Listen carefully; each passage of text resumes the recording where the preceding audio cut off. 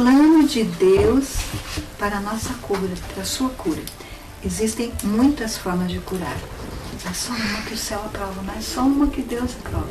Só uma que nós poderemos estar em segurança para não termos nada com nenhuma forma, nenhuma ligação com o príncipe das trevas, que gosta muito de rivalizar com os milagres e as estratégias do Senhor Jesus.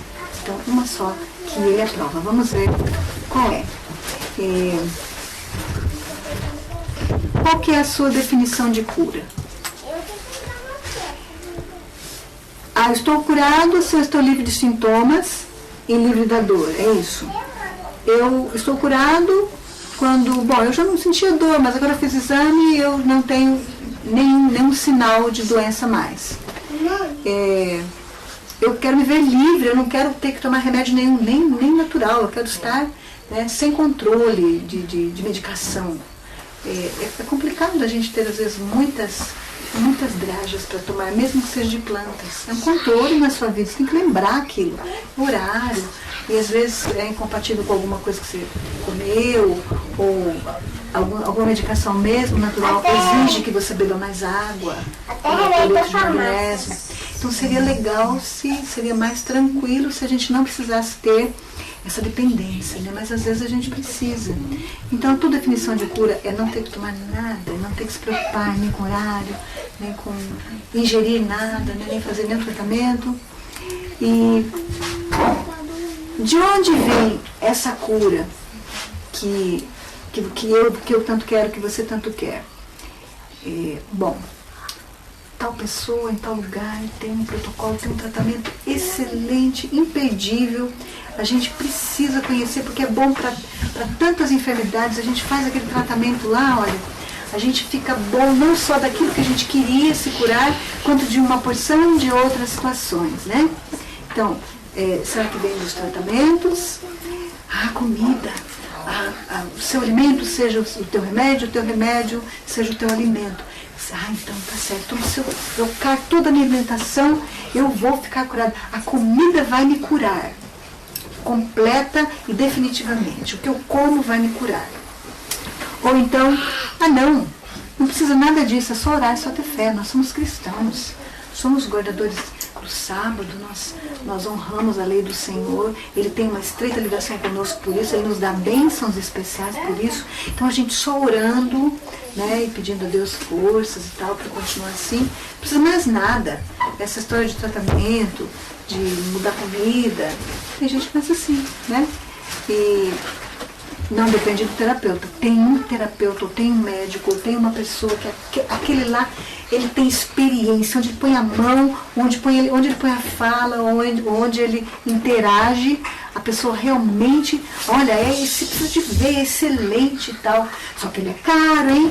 Não, ele não cobra nada, ele pede lá uma ajuda de custo, ele é bem simplesinho e tal. Os curadores fazem isso, né? A pessoa leva um presente e tal, né? Então será que é a mão do terapeuta? Ou será que é o médico? Não, deixa essa história de terapeuta para lá. Você precisa de médico, você precisa ter segurança, você precisa tomar remédio certo, você precisa de cirurgia, tem que ter um bom hospital, né? Um bom médico, um bom hospital. Mas ele não tem dinheiro. Vende o carro, vende a casa. O que é melhor? O que é mais importante? A tua saúde ou as coisas que você tem? Você está doente, você precisa. Então eu vou atrás de um médico, não importa o preço, né? Às vezes, nós precisamos sim de um hospital de pronto-socorro, de um médico. Então, a medicina medicamentosa ou alopática, que usa drogas, a cirurgia, ela é muito importante para nós. Um acidente, tirou um membro do lugar, teve uma fratura exposta, precisa suturar porque a ferida foi enorme. Então, se você tem condições de estar num posto de saúde confiável, é para isso que serve a medicina alopática, para uma emergência. Para problemas crônicos, não. Todos aqui acho que já tiveram muitas experiências com medicação, com doenças crônicas e agudas. Então, eu estou falando para pessoas que sabem, que conhecem esse assunto. A doença crônica, ela só é alimentada pelo sistema alopático. Então, um profissional alimenta o trabalho do outro, né? A indústria química precisa ser mantida, o trabalho dos médicos precisa ser mantido, o Sistema Único de Saúde precisa continuar, precisa mostrar que está funcionando, né? E às vezes, uma coisa engraçada, às vezes você nem precisa ficar lá internado, mas eles te internam, porque daí dependendo de quantos frascos de soro eles usarem, é o tanto que eles vão ganhar, tanto o hospital, pelo SUS, quanto o médico. Então você tem que ficar lá por conveniência deles, né? É um sistema que a gente não pode maldizer, porque nós já precisamos e talvez algum dia precisaremos. O sistema secular de cura. E para a emergência é que ele foi feito, né? Meu filho teve um acidente de moto, está com 4 anos, ficou 1 ano de cadeira de roda e muletas. Ele fraturou o tornozelo esquerdo. Não ficou um ligamento inteiro, não ficou um osso inteiro. E nem rompeu tudo. Isso ficou com a pele segurando o pé.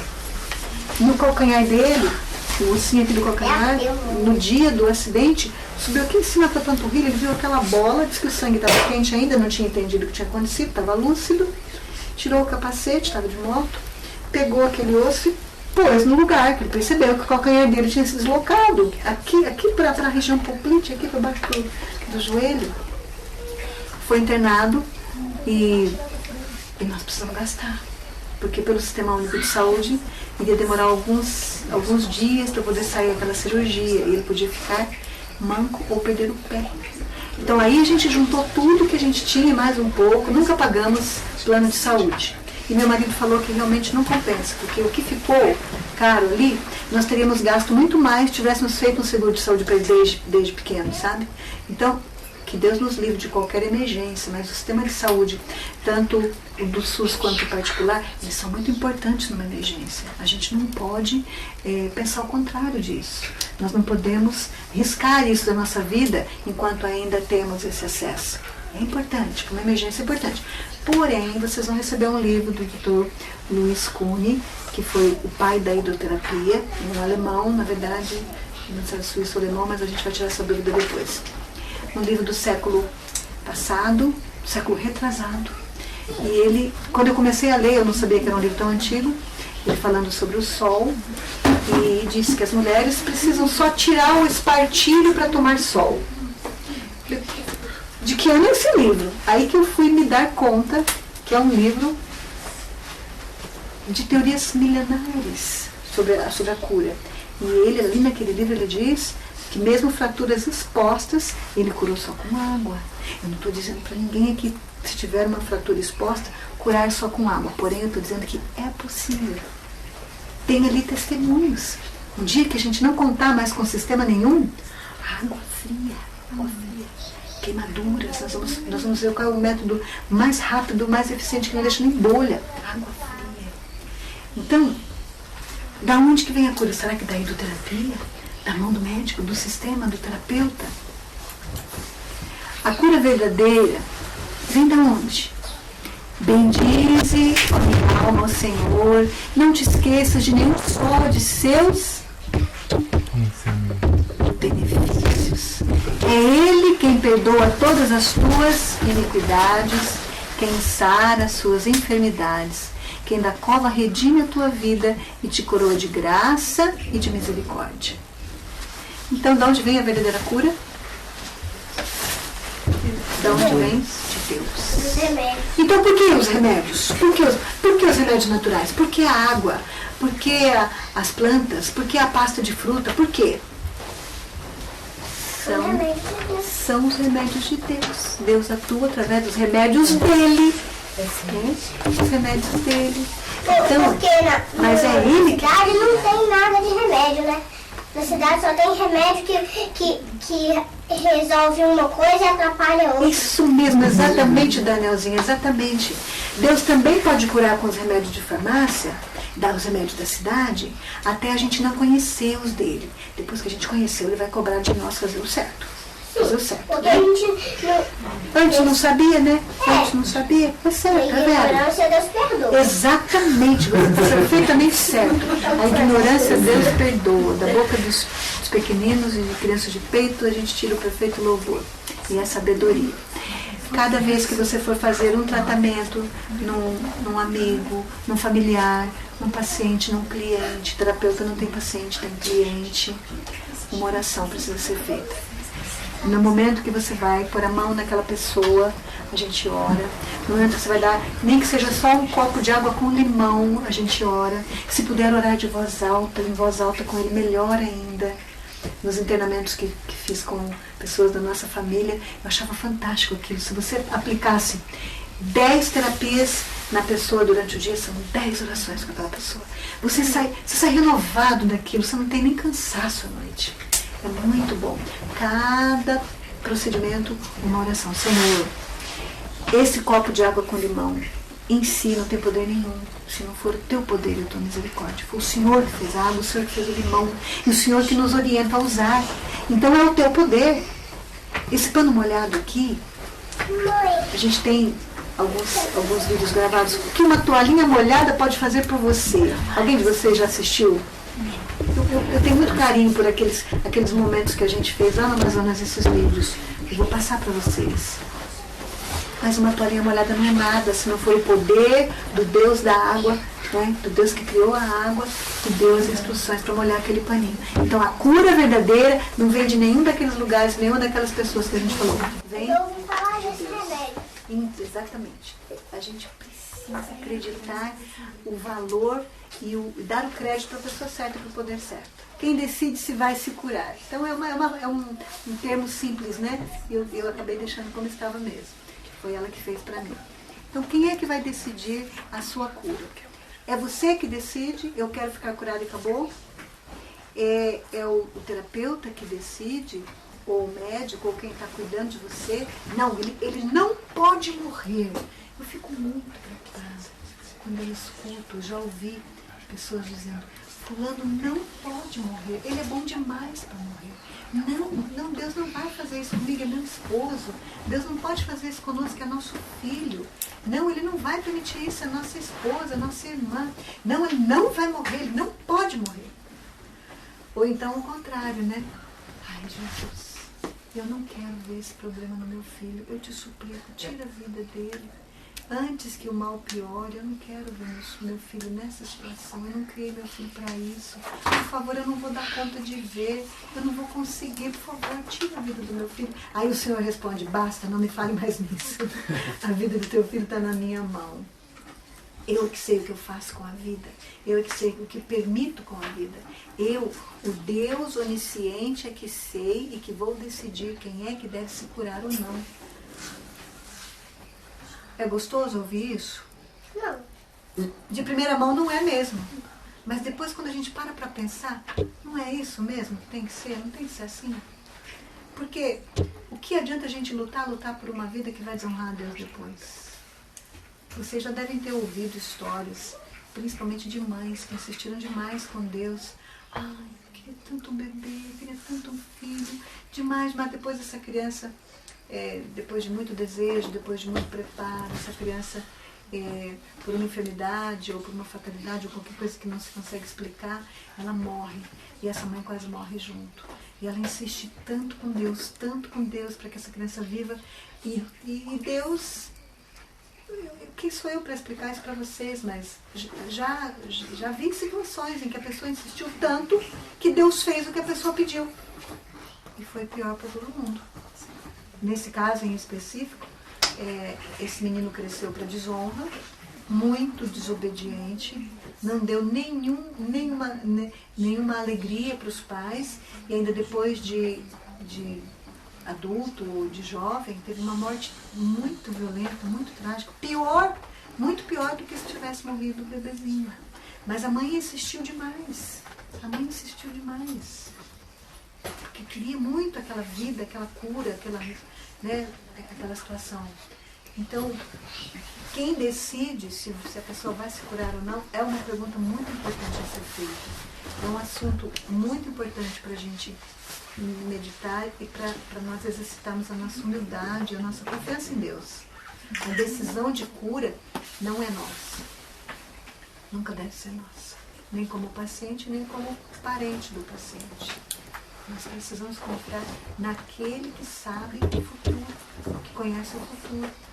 Numa outra ocasião também, eu visitei uma tia muito amada, muito querida, muito missionária, mas ela não conheceu a reforma da saúde, então o fígado dela não suportou o estilo de vida, né, que normalmente as pessoas levam quando não conhecem a reforma da saúde e os benefícios.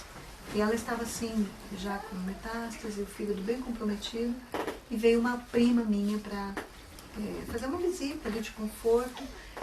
E eu me senti muito mal, porque essa prima disse assim: tia, você vai vencer essa. Você vai se levantar dessa cama, desse hospital, nós vamos voltar para casa, nós vamos comer muita carne juntos. Ai, Jesus, perdoa minha prima, ela não sabe o que ela está falando. Nós ainda vamos comer muito bolo, muito pudim, vamos tomar sorvete. Perdoa minha prima, ela não sabe o que ela está falando. Se for para honra e glória do Senhor Jesus, Ele vai conceder a cura. E se não, se for para mais sofrimento ainda, Ele conhece o futuro. A gente tem que levar isso em conta. Então quem decide a cura somos nós. Não é quem está cuidando da gente. É triste falar isso, é triste, mas é uma realidade. E ao mesmo tempo que é triste, é feliz. É uma boa nova de grande alegria. Porque Deus sabe o que está fazendo com a nossa vida. Ele sabe o que está permitindo com a nossa vida. Eu não estou dizendo isso para vocês querendo minimizar o sofrimento humano. De forma nenhuma. Nesse Natal eu abri muito meu coração para meus filhos, minhas noras. E talvez até não devesse ter feito o que eu fiz e falado o que falei, porque a gente ficou muito exposto, né? E nem todas as pessoas estão com espírito de discernimento e espírito ligado a Cristo, né? Eu disse, não tenho medo da morte, mas eu tenho medo de ver alguém que eu amo morrer. É um medo muito humano, não é? E aí uma pessoa levantou e falou: mas esse é o ciclo da vida. É claro, quando não mexe com uma pessoa que você ama, é o ciclo da vida.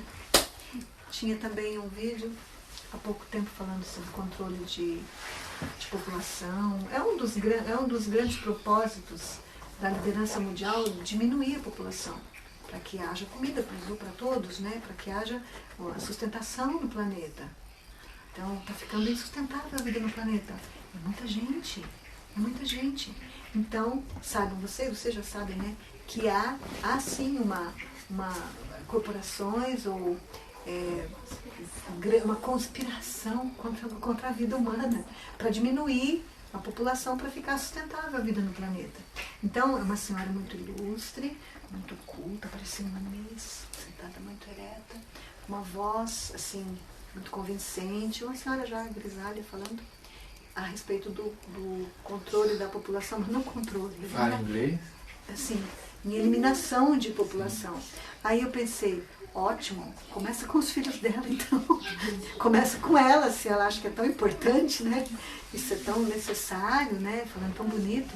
Começa com as pessoas que ela ama. Ninguém quer a morte, né? Mas quando se trata de nós confiarmos no Deus da vida, no Deus que conhece o que vai ser depois se essa pessoa se curar, é muito importante nós levarmos essa pergunta em consideração.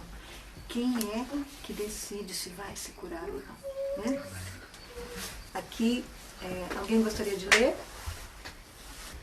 Quem decide se vai se curar? Ao orar pelos doentes, cumpre lembrar que não sabemos o que havemos de pedir como convém. Não sabemos se a bênção que desejamos será para o bem ou não.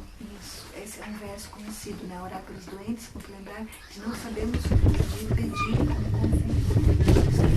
Nossa oração com gemidos irresprimíveis, né? Nós devemos aceitar esta tradução, esta intercessão, né? O médico, ele deve curar. O médico missionário também deve curar. O corpo, não, né? A cura eterna. Se ele não puder curar, ele precisa aliviar. Ele deve aliviar. Ele precisa aliviar com os métodos, com os recursos curativos e preventivos que Deus aprova. É impossível curar um humanamente falando, e a gente está percebendo que é só o alívio mesmo que a gente vai poder dar agora, então vamos procurar o alívio. Vamos procurar o alívio. Agora, se não for possível nem a cura, nem o alívio, o médico, o obreiro médico missionário, o médico missionário, o terapeuta cristão, deve aprender a confortar. Confortar, o que falar para confortar, como agir para confortar. A minha primeira gravidez, eu achei que ia ser tudo muito fácil, tudo muito simples, eu tinha muita coragem, mas muita ingenuidade. Então, quando chegou mesmo a hora, eu vi que não era tão simples assim. Ainda mais quando você fica 2 dias com o trabalho de parto e nada se resolve. E aquela barriga doía muito, muito mesmo, mas muito mesmo, como eu nunca senti uma dor daquela. Posteriormente eu tive cólica renal, porque eu ainda não sabia beber água, e eu vi que a cólica renal era pior que a cólica de parto, mas até aquele momento eu não sabia o que era cólica de parto. Aquela barriga doía muito, e a criança não abaixava, a barriga estava alta e me sufocava a respiração. E a minha cunhada, que é enfermeira, não podia fazer nada, porque não tinha dilatação. Estava um parto antes do momento, eu estava fora da minha casa, não tinha absolutamente nenhum contato com o médico conhecido, não tinha nem roupa de nenê, ela apareceu um mês depois.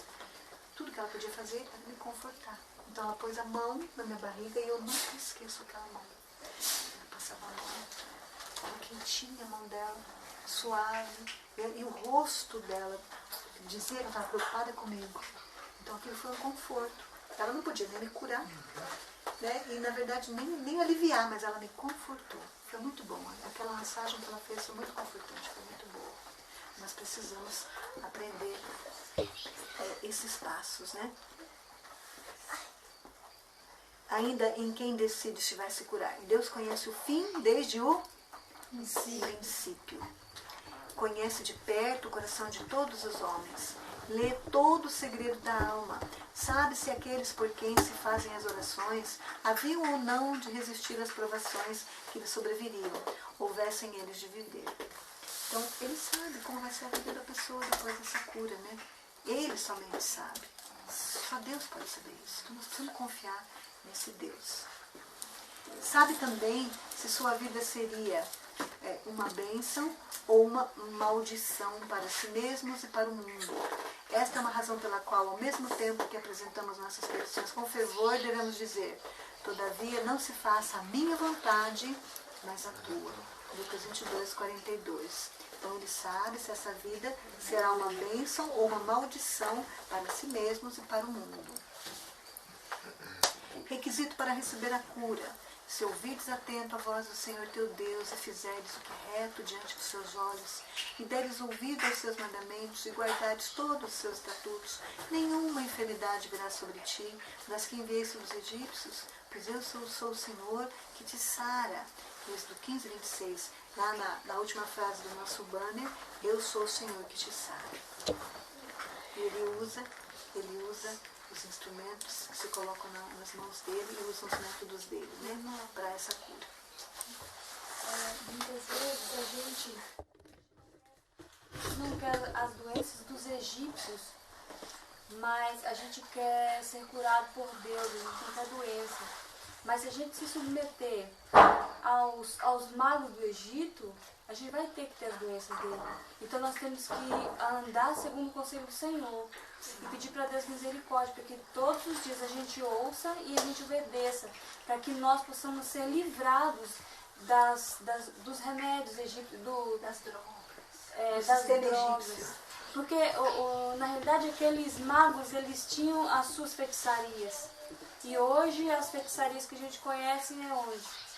As drogarias. Então, para que a gente possa ser livre e receba a bênção de Deus, a gente tem que obedecer. Tudo é verdade. Se nós vivemos como egípcios e comemos como os egípcios, como nós poderemos pedir uma cura deles? Aí a gente vai precisar dos tratamentos deles, dos sistemas deles, das drogas deles, das cirurgias deles, né?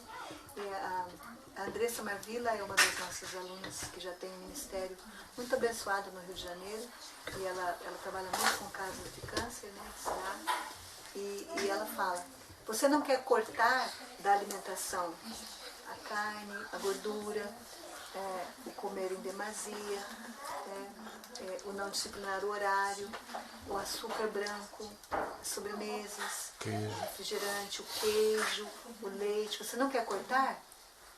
Não corta, mas depois você vai precisar cortar um seio, às vezes um dedão, um pé inteiro, vai ficar sem a visão. O corte será maior depois, né?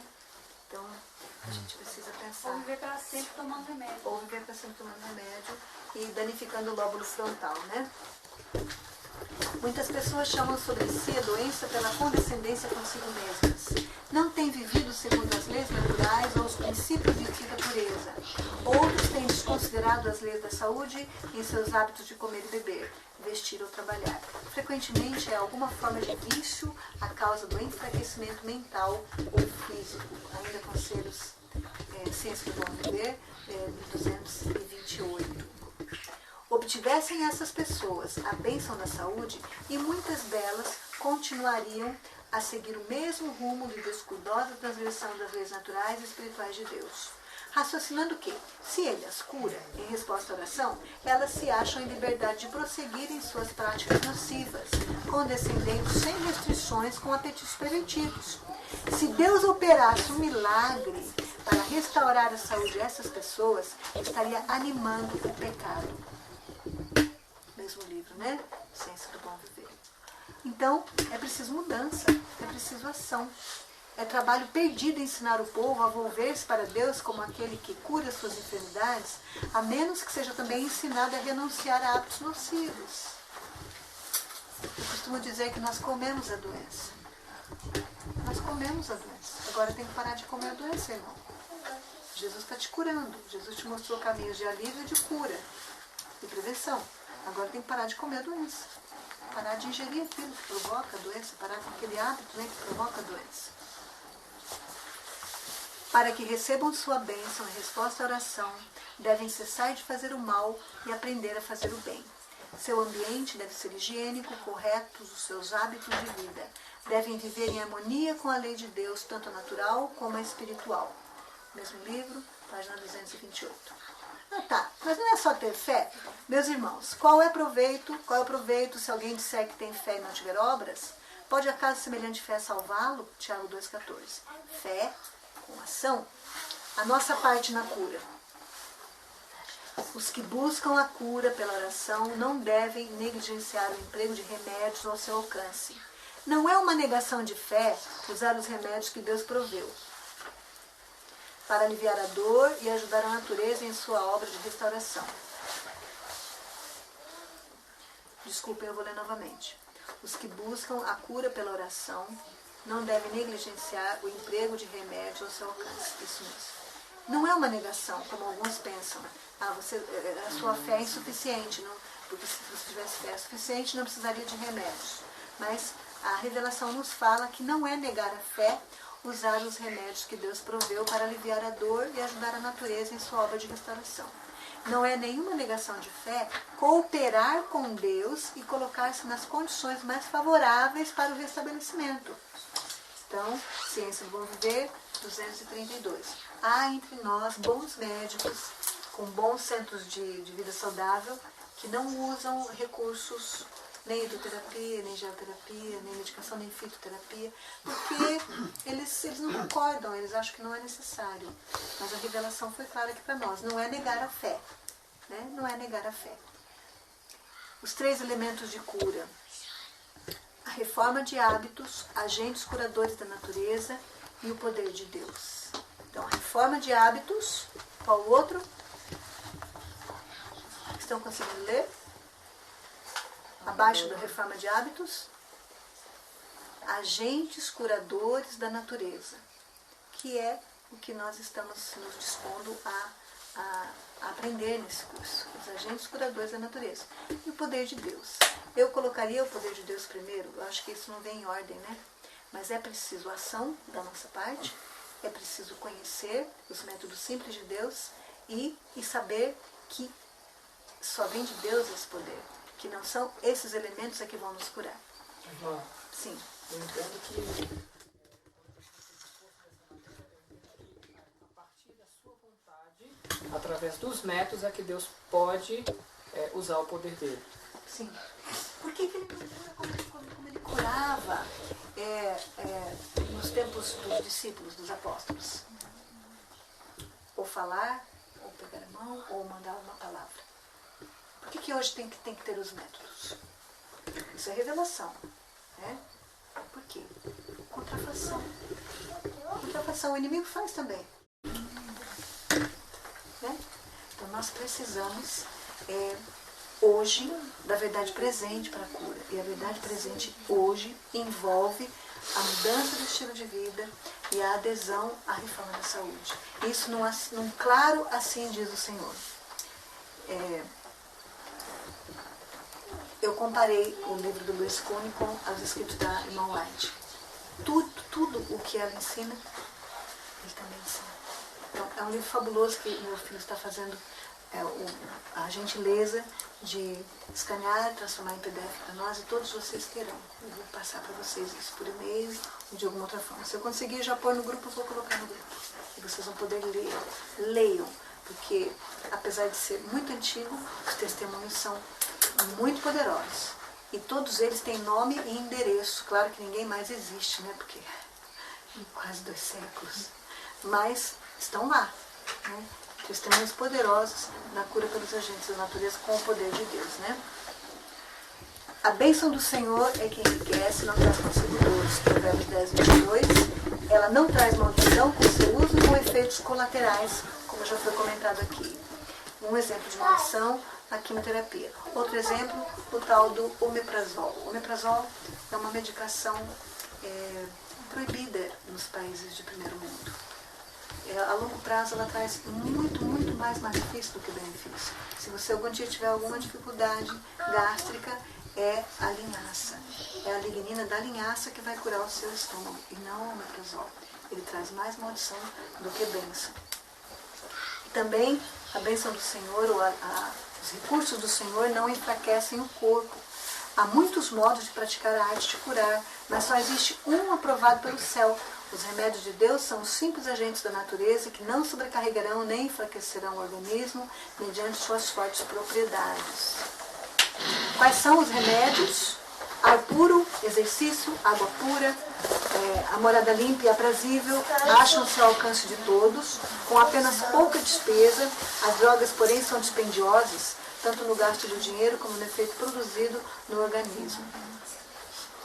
E também não enganam a mente. Mediante essa chamada ciência, a mente de uns é submetida ao domínio de outra, de modo que a individualidade do mais fraco emerge na do espírito mais forte. Aqui está se referindo ao mesmerismo ou à hipnose.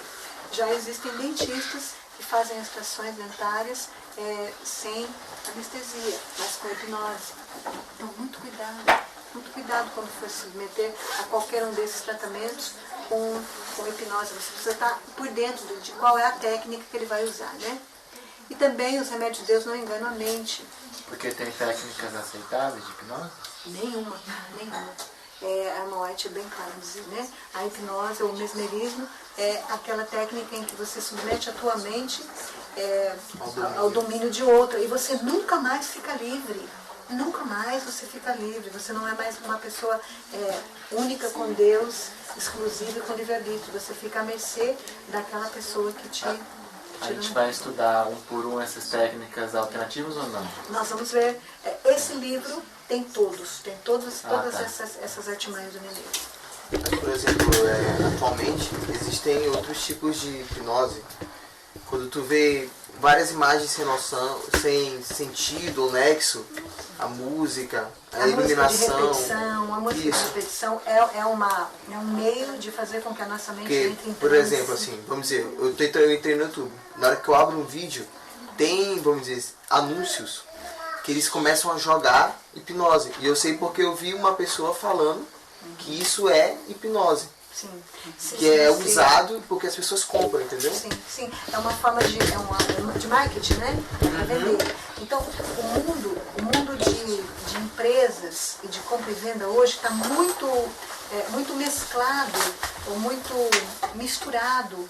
As técnicas de venda usam muito esses artifícios para seduzir, né? Para nos bloquear o lóbulo frontal, o nosso poder de escolha, e de repente você comprou sem entender por que estava comprando. A música de um supermercado é usada para isso, as músicas das igrejas são usadas para isso, para anular o seu poder de decisão, o seu poder de escolha. É uma forma de hipnose, mas o mesmerismo ao qual a irmã White se referia, não estou dizendo que isso não é menos importante, não é que é menos importante, é importante também, nós precisamos estar atentos a isso.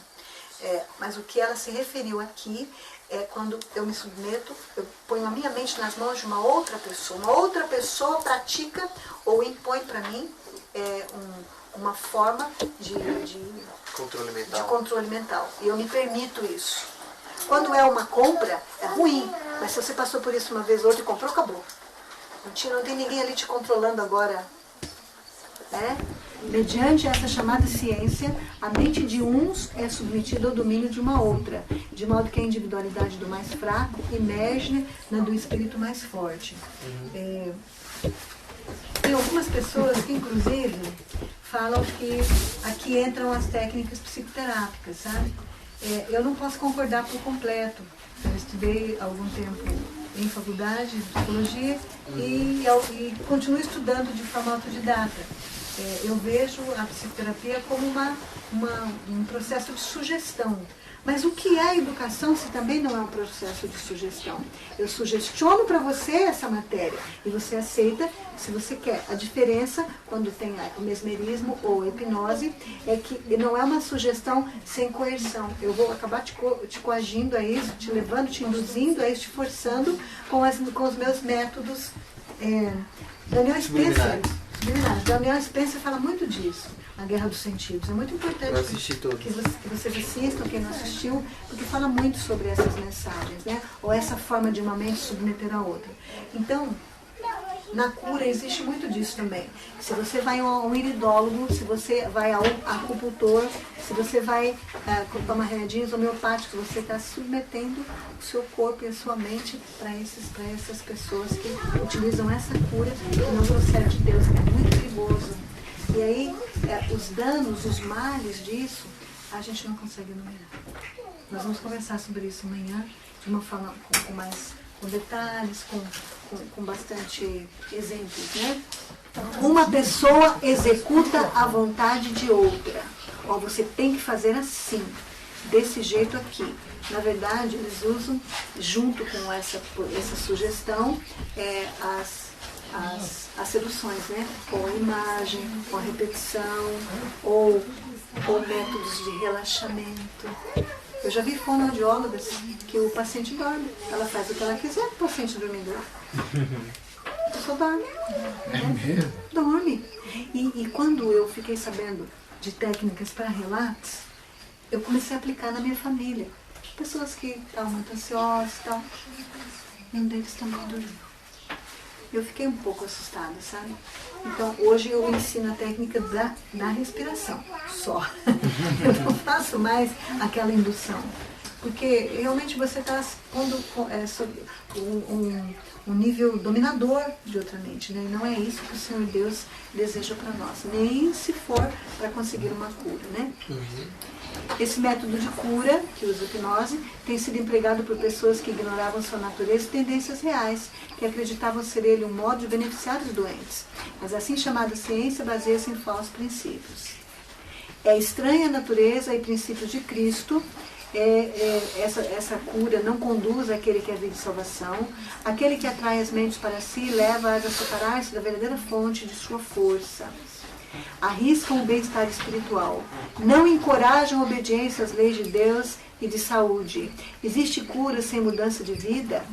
A pulseirinha magnética, gente, é fantástico. Vocês precisam ter a pulseirinha magnética para tal doença e tal. Porque, olha, todas as doenças vão sarar. Não precisa mudar a alimentação, não precisa fazer exercício físico, não precisa dormir na hora certa, não precisa confiar em Deus. Não precisa nada. Só usar a pulseirinha. O colchão magnético, fantástico. Cura não sei quantas doenças. Você compra, é caríssimo. Você vai ver como você vai sarar.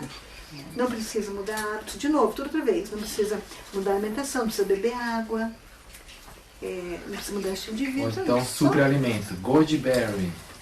Também. Olha, agora foi descoberta uma nova suplementação, que aquela ali sim, se você tomar, vai fazer uma mudança no teu metabolismo, assim, que olha, você precisa. E aí, quando a mídia lança, é super caro, né?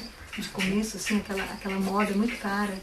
E daí eu falei, poxa, mas uma coisa que eu vou tomar vai mudar tudo? E a hemoterapia também, que falam que cura tudo. É só tirar o sangue no lugar, ficar no outro e... Vocês sabem qual que é o argumento da autoimunoterapia? É o aumento da imunidade, aumentar os glóbulos de defesa do corpo. Você sabe o que uma simples sauna caseira é capaz de fazer por nós? De 6 mil glóbulos brancos por milímetro cúbico de sangue, 6 mil para 120 mil. Uma sauna caseirinha que você faz em casa, né?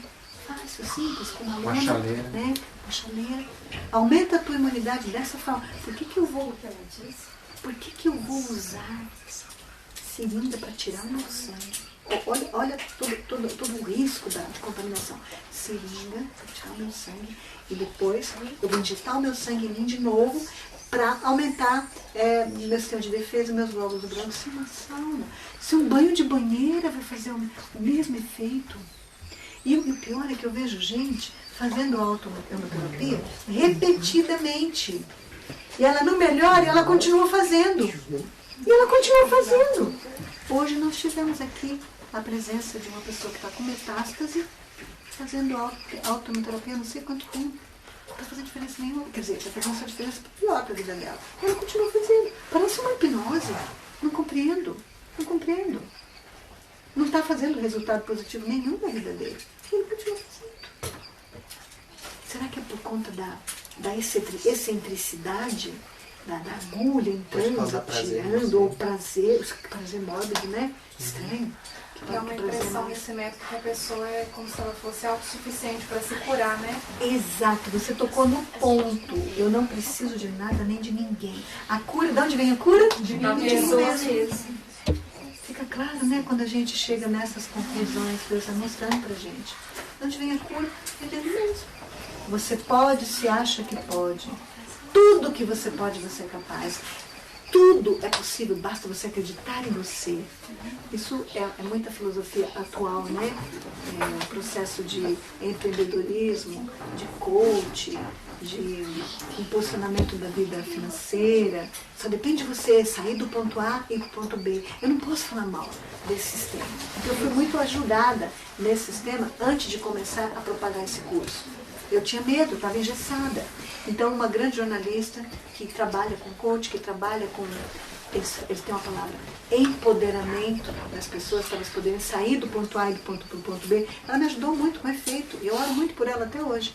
Só que ao longo do processo, eu fui percebendo que essa mudança de foco, da onde é que vem o poder...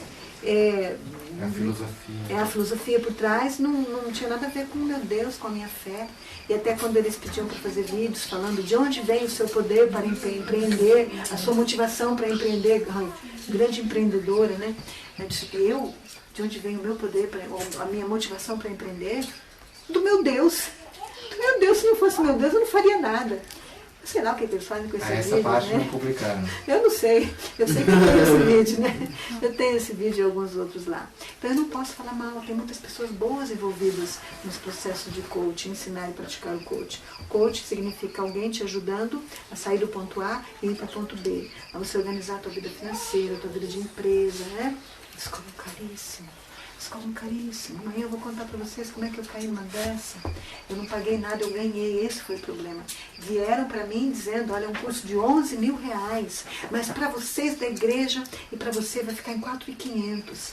E o pior, olha que cilada. O pior, você dá o seu curso de naturopatia e ele te dá o curso de Master Coach. Ai, não. E eu fui. Uma semana fazer esse curso. Saí lá da Selva Amazônica, deixei meus alunos e fui para Manaus fazer esse curso. Adventista, equipe adventista, um grupo totalmente adventista com a Bíblia na mão, coach cristão, com a Bíblia aberta e cada sessão com um verso bíblico de base. Mas na primeira vez brilhou aquela luz vermelha Falei, um dia que eu vim amarrar o meu burro. E a gente agora está em Manaus, já estamos no hotel junto com esse professor. Mas quando ele percebeu que eu não tinha absolutamente nenhuma afinidade com tudo aquilo, que não dava mesmo para ter. Amanhã, se vocês quiserem tirar dúvidas, tiverem curiosidade para saber como funciona esse sistema, eu conto para vocês o que eles Você falam. assistiu o seminário na MV? Não, mas eu li alguma coisa. Se eu tivesse talvez assistido antes ou lido antes, eu não teria ido. Né? Eu fui realmente... Gente, da igreja está fazendo isso, viu? Adventistas, coach adventistas. Então não fui atrás de pessoas do mundo, né? Então, assim, quando ele percebeu que não tinha afinidade, ele me ignorou por completo e nunca nem tocou no assunto da gente trocar o curso. Ele não estava interessado em naturopatia, ele só queria que eu fosse lá e me envolvesse com o curso deles, porque cada aluno que se envolve é dinheiro que atrai para o sistema deles, né? Uma pirâmide atrai para eles.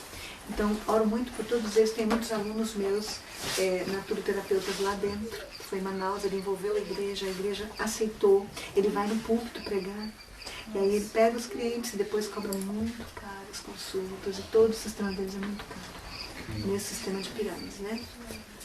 Bom, entra na autossuficiência. Você sai do ponto A e vai para o ponto B. O empoderamento pessoal, né?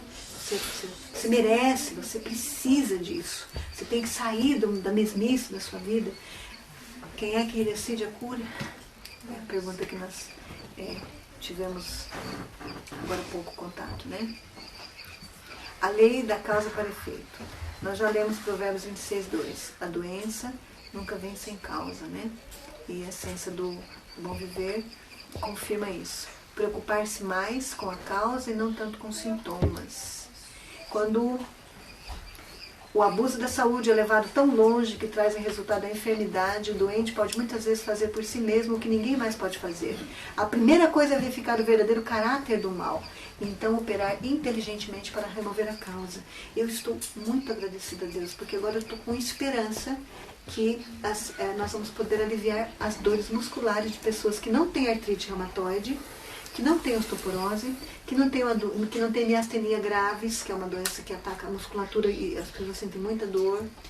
E podem ser as ricécias, aqueles parasitas, aquela verminose. Eu estou esperançosa que a gente tenha esse caminho a seguir. E aí, então, nós podemos ter mais recursos para ajudar mais pessoas que sofrem com dor. E talvez não imediato. O tratamento não é julgado como bem-sucedido ou não pelo resultado imediato. Encoraja perseverança e obediência. Os tratamentos de Deus encorajam perseverança e obediência. E às vezes tem até a tal da crise curativa, como a Beth falou, né? A pessoa fica muito ruim, porque é talvez a última crise que ela vai ter, é a crise curativa, depois dos tratamentos naturais aos quais ela se submeteu. Mas geralmente as pessoas que sofrem com dor se tornam impacientes, nem estão eles dispostos a esperar o processo lento da natureza de fortalecer as energias sobrecarregadas do organismo. Estão determinadas a obter alívio instantâneo. Não tem paciência, quer que seja logo, né? Quer que seja tudo instantâneo. Como tomar uma droga realmente que nem sempre funciona, mas é o que ela promete, né? E a verdadeira cura também está em harmonia com as leis naturais, leis físicas. Esse é o nosso carro-chefe, gente. Todo tratamento que não tem, toda terapia que não tem base fisiológica não serve para nós. Tem que ter base fisiológica. Amanhã você vai ver algumas coisas ridículas que norteiam muitas terapias tradicionais usuais, seculares usuais. Ridículas, mas as pessoas não conhecem. E também não querem conhecer. Resolveu, tirou minha dor, tá bom. A cura e o alívio a qualquer preço é outra pergunta que a gente precisa fazer, né? Leis que têm sido estabelecidas e provadas pela ciência, remédios de Deus que não vão contra a lei de sua criação, pois Deus não muda, porque eu, Senhor, não mudo, Malaquias 3:6. São agentes simples, os remédios naturais, requerem cuidado e esforço, requerem um conhecimento de fisiologia, que é o que nós vamos passar, né? Um dos nossos módulos é a fisiologia da digestão, no Conselho sobre Regime Alimentar, vocês já podem ir estudando isso aí, é um capítulo pequeno. Todos nós deveríamos conhecer um pouco de fisiologia. Nas horas vagas, né? Meia-noite. Fortalecem as funções do corpo, a cura com os agentes adequados, que Deus aprova, levam a Cristo como curador, tratam da pessoa integral, física, mental, emocional e espiritual e requerem oração, para que a gente não fique com aquela sensação que fomos nós. Obrigada. Eu não me lembro o ano, mas eu me lembro que a dor era muito grande e que eu já conhecia tudo isso. E já tinha... Na verdade, a nota da minha vida não estava nem na reforma de saúde e regime alimentar. A nota da minha vida era lidar com uma situação familiar muito complicada, ao mesmo tempo morte na família, prisão da pessoa que a gente amava, drogadição, drogas que para o mundo, para a nossa sociedade, são caminhos que não têm retorno. E a opressão e a chantagem de Satanás era muito grande, todo o corpo doía muito. O estresse era tão grande que não dava nem para dizer que estava-se com fibromialgia. Era uma dor generalizada que só não doía a ponta do nariz se não apertasse. E então, Deus mostrou um dos seus recursos preventivos e curativos naturais, que é a gratidão e o louvor. E eu disse, eu não vou cantar. Meu coração não quer cantar. Eu estou revoltada contra Deus. Eu estou irada contra Deus. Eu estou sofrendo muito para cantar. A gente canta quando está contente. Mentira isso, viu? Sacrifício de louvor, a Bíblia fala. Sacrifício de louvor significa cantar mesmo quando as coisas não estão bem para você. Deus tem uma intencionalidade quando Ele fala isso. Ele sabe o que Ele está falando. Ele sabe que é para nós bem. Então eu resolvi que eu iria experimentar. 4 hinos de manhã e 4 hinos à tarde. Enquanto esperava o burburinho dos jovens entrar no ônibus para voltar para casa, quando eu tinha decidido estudar novamente para tentar pensar em alguma coisa que não fosse a minha dor e o meu infortúnio na família. Então, eu sentava na sarjeta, enquanto eles estavam se acomodando no ônibus para voltar. Seriam 70 quilômetros de viagem, até juntar todos. Eu abria meu inário. Ninguém ia ligar para uma vovó. Naquele tempo ainda não era vovó, mas estava quase. Sentada na sarjeta, cantando.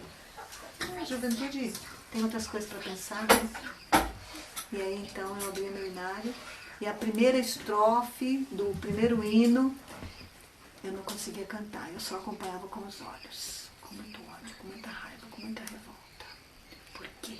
Por quê? Se eu fiz tudo o que eu podia, tanto está ao meu alcance, por quê? Meu corpo gritava de dor, tudo muito dolorido. Um caco de pessoa. A segunda estrofe eu já conseguia cantar lendo as palavras. E aí o coração já ia amolecendo e as lágrimas começavam a descer. E à medida que a lágrima descia, a musculatura ia cedendo. Cedendo, cedendo. Na terceira estrofe eu já estava cantando mesmo. E nesse momento que eu estava cantando mesmo, eu senti aqui nas minhas veias. Lembram que eu disse para vocês que uma vez fui internada com problemas renais e na época não sabia tomar água o suficiente. Nós vamos aprender como tomar água o suficiente, adequadamente, para cada caso, com ou sem doença. E nessa vez que fui internada, a dor era insuportável, de morder o banco do carro. E fura o pneu do carro, depois tem que trocar de carro, e quebra também, e 30 quilômetros para chegar no hospital, e depois mais 20. Insuportável. E quando fui chegando na entrada do hospital, eles me injetaram não sei o que. Uma coisinha gelada que foi entrando aqui, que eu nunca mais esqueci, foi tirando a dor. E eu tive o som dos anjos depois. Foi muito bom aquilo. Acho que foi a primeira vez na vida que eu tomei droga consciente. De médico, na mão de um médico. E nesse dia, na terceira estrofe do hino, eu já estava de coração manso, aberto para cantar. Eu já estava de coração contrito, pedindo perdão a Deus da minha arrogância, da minha falta de fé, da minha revolta. Eu senti a mesma coisa que eu senti aquele dia no hospital. Foi uma injeção de endorfina. E ali eu percebi que o louvor liberta. E quando o Senhor Jesus nos pede um sacrifício de louvor como cura, Ele sabe o que é pedido. Nós precisamos louvar. Alegres ou tristes, na saúde e principalmente na doença. Na serenidade, na tranquilidade e no desespero, na perplexidade também. Os cristãos não têm desespero, eles têm perplexidade e aflições, mas desespero e destruição na vida eles não têm. É assim que Paulo fala, né? Nós podemos ser aflitos, nós podemos ficar desamparados, nos sentimos desanimados, mas nunca desamparados, aflitos, porém nunca desesperados. Nós vamos pegar esse verso e vamos trabalhar com ele amanhã. E eu não estava em desespero, mas eu estava irada com Deus. E a partir do momento que eu comecei a louvar, eu senti exatamente aquela sensação da endorfina entrando e todas as dores sumindo. E eu pude dormir o restante da viagem até chegar em casa. Nunca mais parei de cantar.